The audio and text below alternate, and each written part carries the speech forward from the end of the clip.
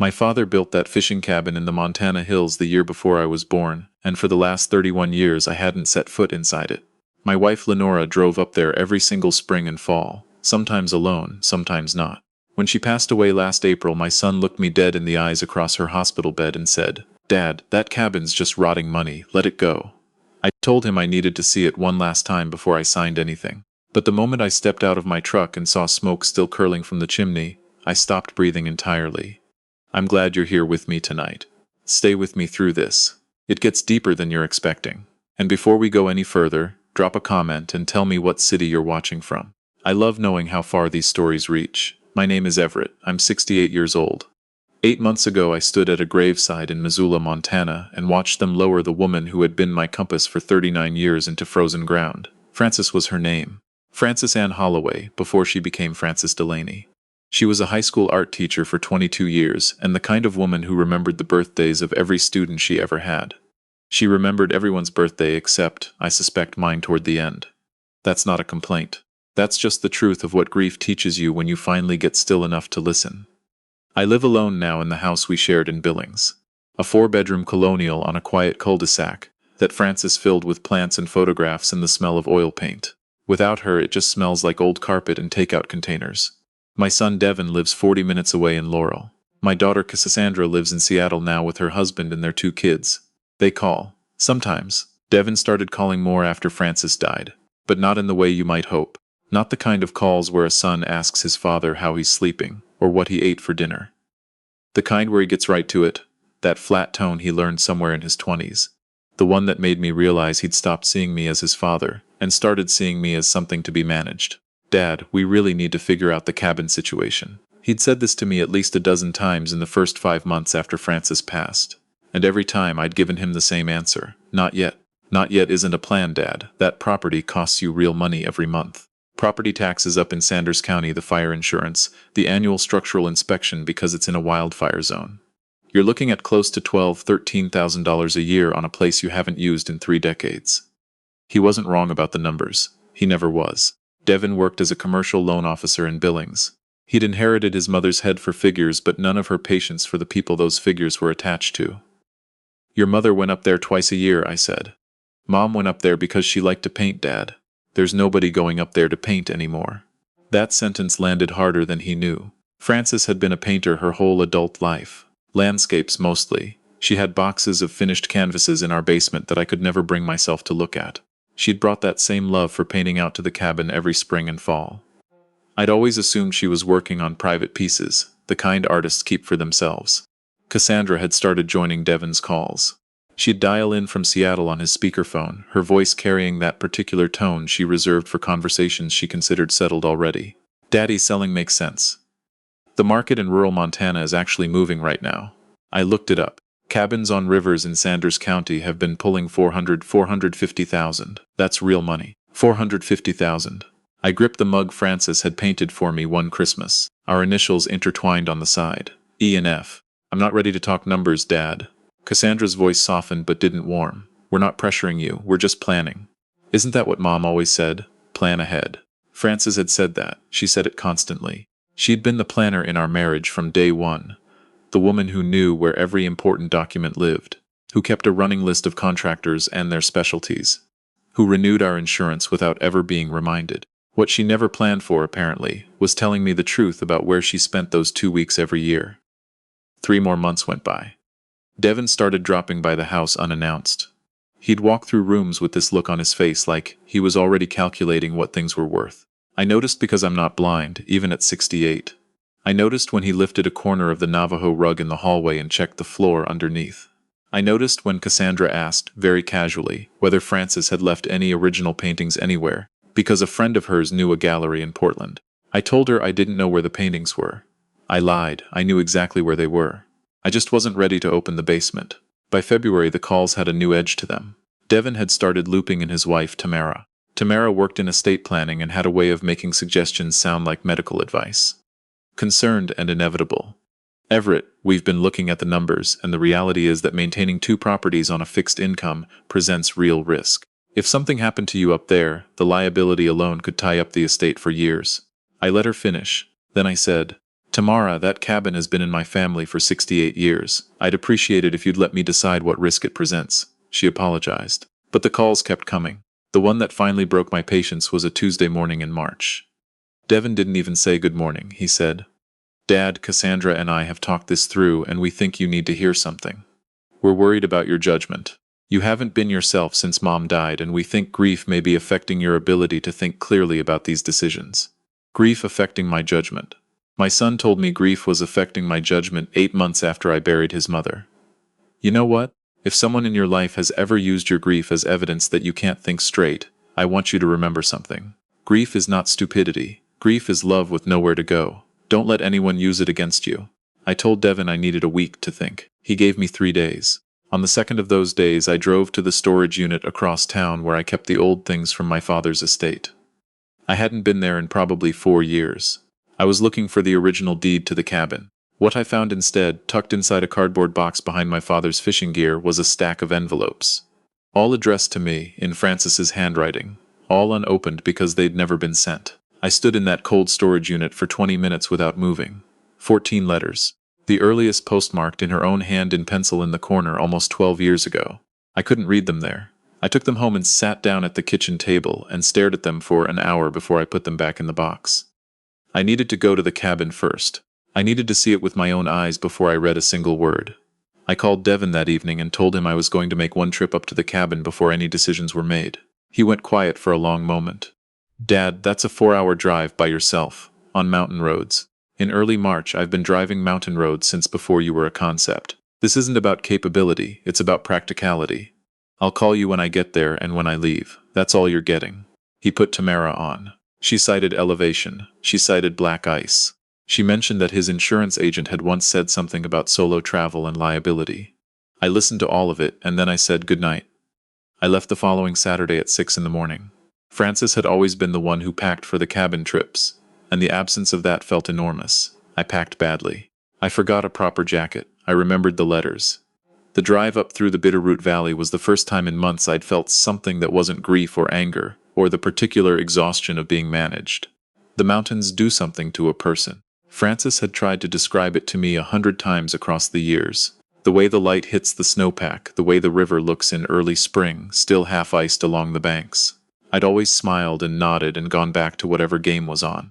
Now driving those roads alone, I finally understood what she'd been trying to say. It wasn't just beautiful. It was clarifying. Like the noise of regular life got muffled under the altitude. The turnoff to the property was a gravel road marked by an old hand-painted sign my father had made from a cedar plank in 1962. I'd written him a check for the paint. I'd never seen the sign in person. Francis had maintained everything. The taxes, the seasonal contracts, the water shut-off in winter. I'd signed the checks without asking questions for 20 years. As I came around the last bend in the gravel road and the cabin came into view, I had to stop the truck. Just sit there with the engine running. The cabin should have looked neglected.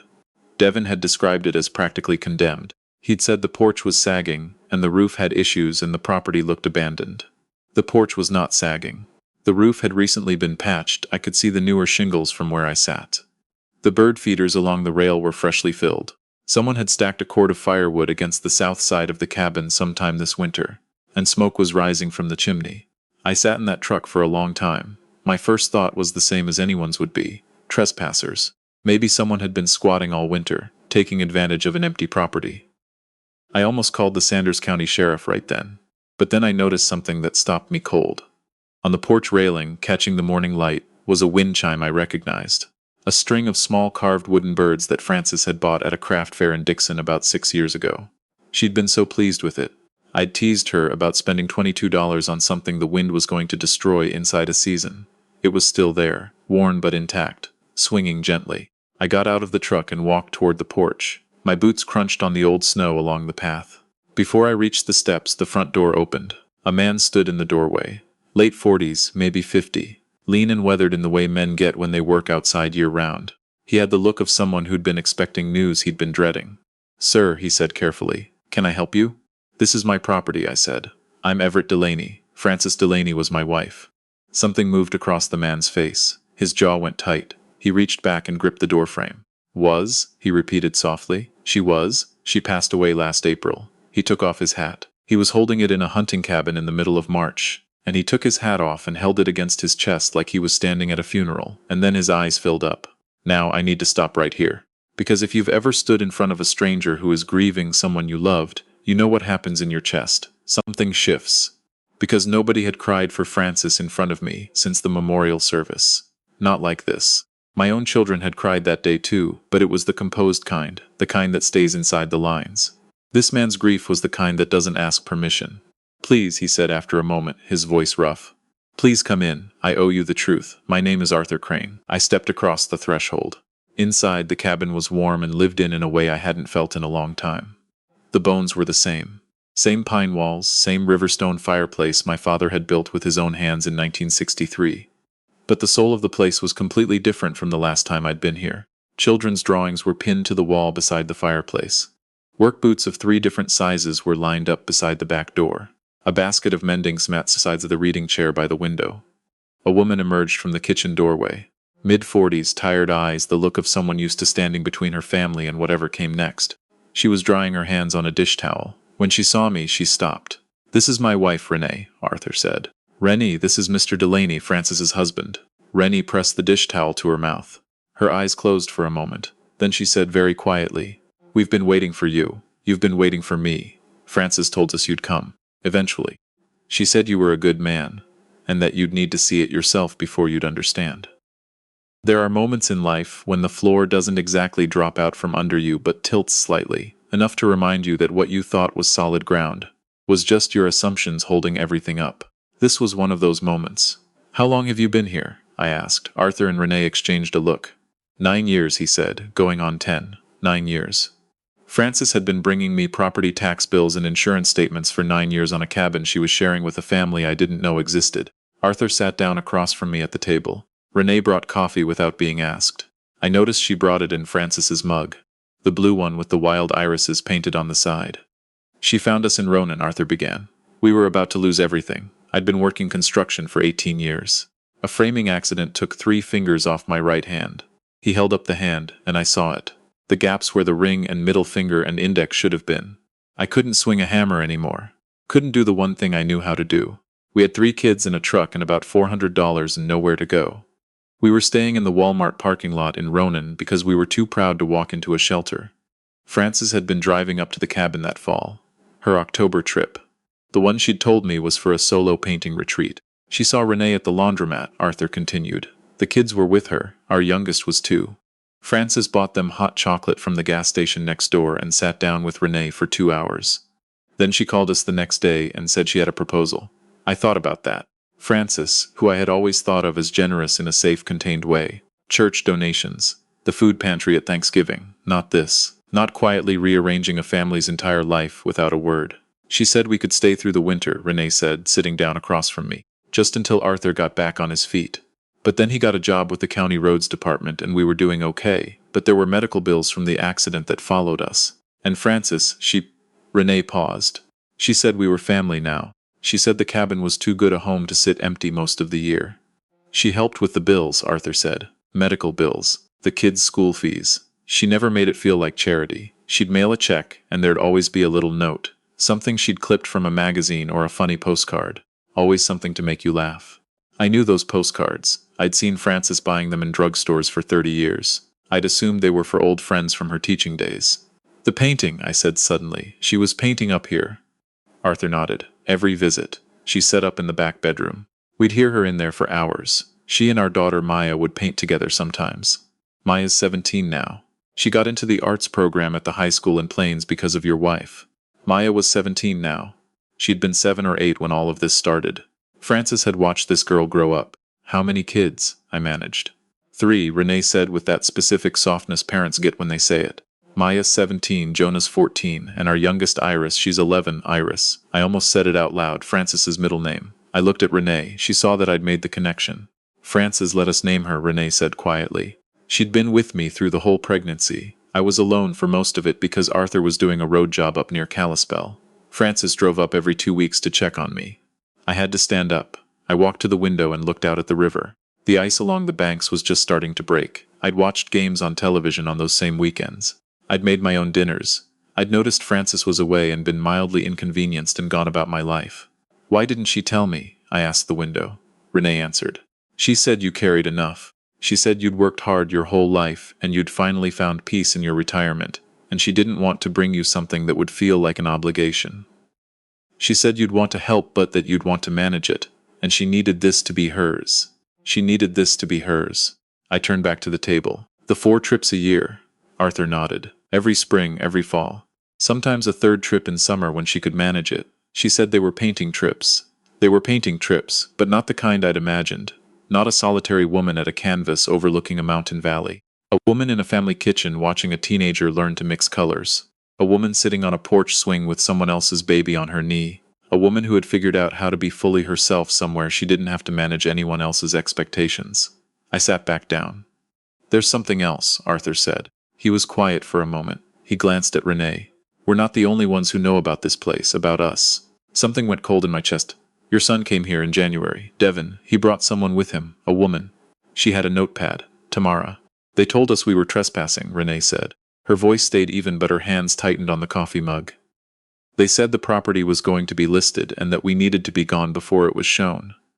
They said if we weren't, they'd report us for squatting and seek civil damages for unauthorized occupancy of private property.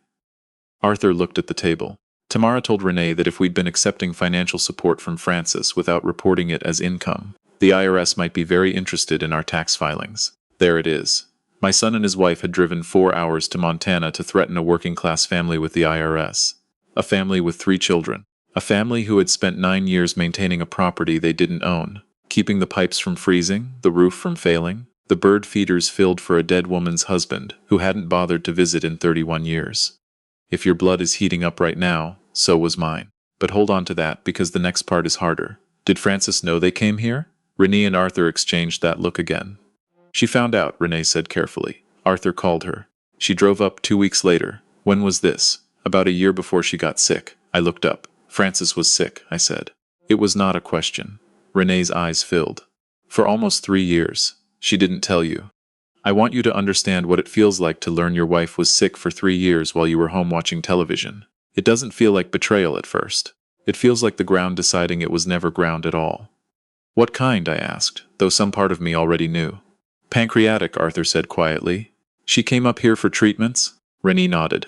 There's a specialist at the cancer center in Missoula. She'd stay with us between appointments. She said it was easier to be sick here. Less explaining. She could just rest.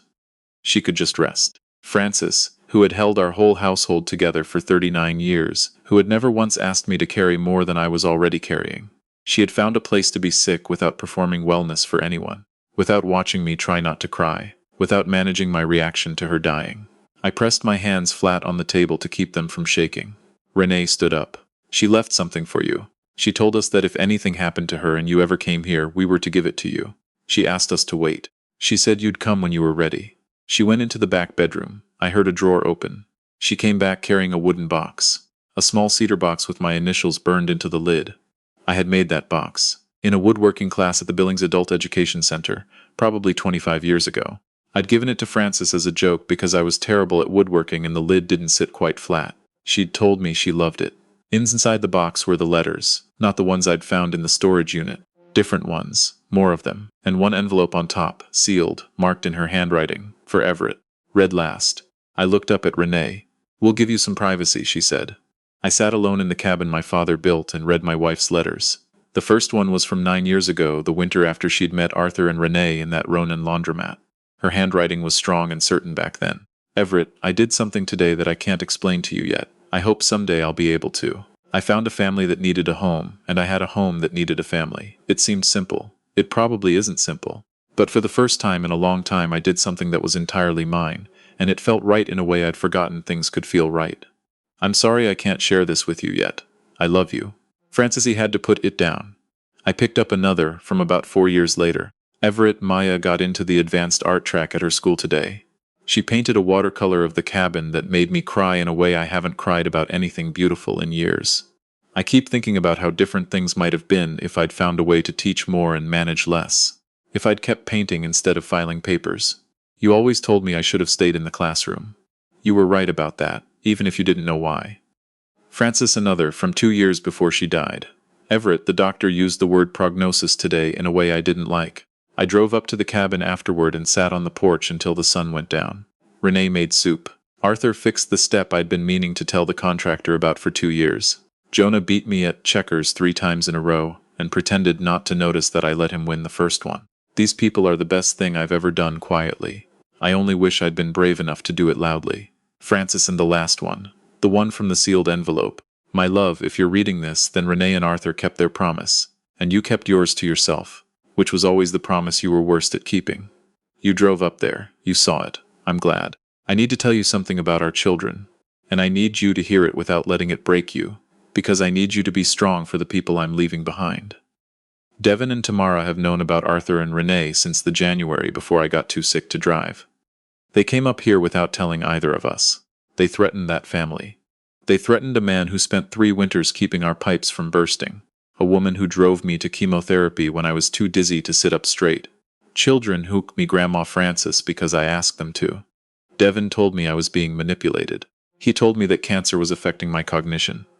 He said if I didn't agree to list the cabin and sever ties with these people, that's what he called them, these people, he would consult with a court-appointed guardian about my capacity to make financial decisions. Your son threatened to have me declared incompetent, Everett, to protect his inheritance. Cassandra didn't threaten. She just cried and said I was embarrassing the family. I've thought about that for months. Embarrassing the family. A dying woman helping a struggling family keep their children fed. I'm still not sure what was embarrassing about it. I chose Arthur and Renee. I told Devin I'd spoken to an attorney, and that the cabin was covered under a trust instrument he couldn't override without a legal fight he wouldn't win. He went very quiet. He hasn't brought it up directly since, but I think he's been waiting for me to die so he can bring it up to you. Now I have. Everett, you are a good man. You were a good husband in the ways you knew how to be. You worked hard, you were faithful, you were there. But somewhere in the last 20 years, we stopped asking each other the real questions. We stopped being curious about each other. I found my curiosity somewhere else, and I'm not sorry for that. Even if I'm sorry I didn't find a way to bring you with me. I have spoken to an attorney in Plains named Dorothy Kessler. Her number is in the box. She has documents. She has options for you. Please choose the option that keeps that family in their home. Please be the man I always believed you were capable of being, even when you were too tired to be him. All my love forever and always. Your Francis sat there for a long time after I finished reading. Long enough that the morning light moved across the pine floor and the fire burned down to coals. Long enough for Jonah to come home from wherever 14-year-old boys go on Saturday mornings and peer around the kitchen doorway and see me at the table and retreat quietly without saying a word. Arthur knocked on the doorframe eventually. You okay in there? I was not okay, but I was something close to it. Something I hadn't been in 8 months. I was present. Arthur, I said, can you tell me where the Dorothy Kessler's office is? Dorothy Kessler's office was above a hardware store in Plains, Montana, which is exactly where the best attorneys always seem to be. She was a small, brisk woman in her 60s with reading glasses pushed up on her head and the handshake of someone who didn't have time for soft starts. Frances gave me very specific instructions, she said, opening a thick folder on her desk, and she gave me a long time to prepare them. She was a meticulous woman. She was, I said. The cabin is held in a revocable living trust that became irrevocable upon her death. Your children cannot compel a sale without your consent. They likely know this, which is why they've been working on your consent. She said this matter-of-factly, without judgment. Frances outlined 3 options for you. She asked me to present them without editorial comment, though I'll confess she told me which one she hoped you'd choose.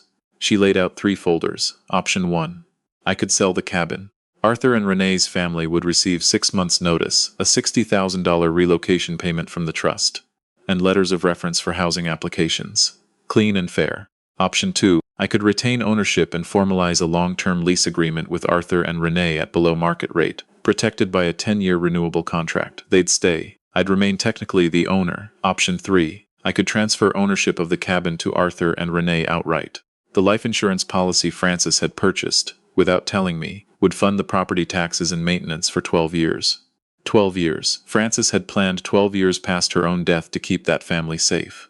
Dorothy slid a small envelope across the desk. She asked me to give you this only if you came here and met them yourself. I opened it, Everett. If you're reading this, you went, you saw, you understand. Now stop overthinking it. Choose love. You always knew how, you just needed reminding. Fi picked up the pen. My phone had been buzzing in my coat pocket since that morning. I'd turned it to silent somewhere around the 3rd letter. When I finally turned it back on in Dorothy's parking lot, I had 19 missed calls between Devin and Cassandra. A text from Devin that said simply, "We know you went to the cabin. Call me before you do anything." A text from Tamara, "Everett, please don't make any legal decisions without consulting us first." I got in the truck. I drove back to the cabin. When I came through the door, Renee was at the stove. Maya was at the kitchen table doing homework. Jonah was somewhere in the back. Iris was sitting on the braided rug by the fireplace making something out of yarn and a set of chopsticks. Arthur stood up from the table when he saw my face. "It's yours," I said. "Legally, as of this morning. Dorothy is filing the paperwork on Monday." Rennie turned around from the stove, the wooden spoon in her hand. Her face did something I don't have a good word for. "Mr. Delaney Everett," I said. "Francis called me Everett." Arthur sat back down. He put his face in his hands for a moment and then looked up at the ceiling, and I recognized that gesture. I'd done it myself at the graveside in April. The gesture of a person trying not to fall apart in front of others. Iris got up from the rug and walked across the room and took my hand. She was 11 years old and she smelled like wood smoke, and she held my hand with the unself-conscious certainty of a child who trusts adults by default, and it absolutely undid me. "Grandma Francis said you'd come," she said. "She told you that?" "She said you'd need a little time. But she said you'd come." I stayed for dinner. Renee made elk stew from a deer Arthur had taken in November. Maya showed me a painting she'd been working on, a view of the river at dusk that Francis would have loved. Jonah talked about wanting to study environmental science. Iris told me 3 jokes in a row, 2 of which made no structural sense, but I laughed at all of them. When I called Devin that evening from the porch, he answered on the first ring. "Dad, what happened today?" "Tamara says Dorothy Kessler filed." "I honored your mother's wishes," I said. Silence. "Dad, you gave away a $400,000 piece of property. I transferred ownership to the family your mother chose." "Yes, these people are not our family." "No," I said. "But they were hers. And right now, Devin, that matters more to me than anything you have to say about it." He was quiet for a long moment. "We'll need to talk about this. We will. But not tonight. Tonight I'm sitting on my father's porch listening to his river and trying to remember who I used to be before I got so tired." He hung up. I sat on that porch until the cold drove me inside. Through the window I could see the light in the kitchen. I could hear Maya and Iris arguing about whose turn it was to dry the dishes. The particular comfortable sound of a family in the middle of an ordinary evening. Francis had built this. Quietly, over 9 years in the margins of the life we'd shared. She'd found a way to be fully herself in a place I'd never bothered to visit, and she'd left me a map to find it. Now let me tell you the things this taught me. Because there are things buried in here that I think a lot of American families need to hear. The first thing is this. Pay attention to where the people you love go to rest, not their vacations, not their errands, the place they go when they need to remember who they are underneath all the roles they play. Francis had this cabin. A lot of people have nothing because no one ever asked. Second, know the difference between someone managing your life and someone caring about your life. They can sound identical on the phone. The difference shows up in what they do when you're not looking. Third, and this is the one I think about most. When your spouse stops insisting you come along somewhere, don't take it as permission. Take it as information. Don't let comfort become the reason you stop paying attention to the person you promised to pay attention to. And fourth, it's not the people who share your blood or your last name. Family is the people who show up in February in the middle of Montana to make sure the pipes don't freeze in a cabin they don't own, for a woman they don't have to love. Before I close tonight, I want to hear from you. Leave me a comment. Type the number 1 if you think I made the right call. Type 2 if you think Devin and Cassandra deserved a harder conversation before I signed anything. Type 3 if you've ever watched someone in your family treat a parent's grief like a business problem to be solved. And below that, tell me where you're watching from. Your city, your state. I read everyone. It means more than I can say. I'm staying in the cabin for the rest of the week. Sleeping in the room Francis used, in the bed where she recovered from treatments I never knew about, listening to a river my father loved. Tomorrow morning Arthur said he'd take me out to see where he and Jonah fish in the spring. I haven't held a fishing rod in probably 15 years. I think it's time.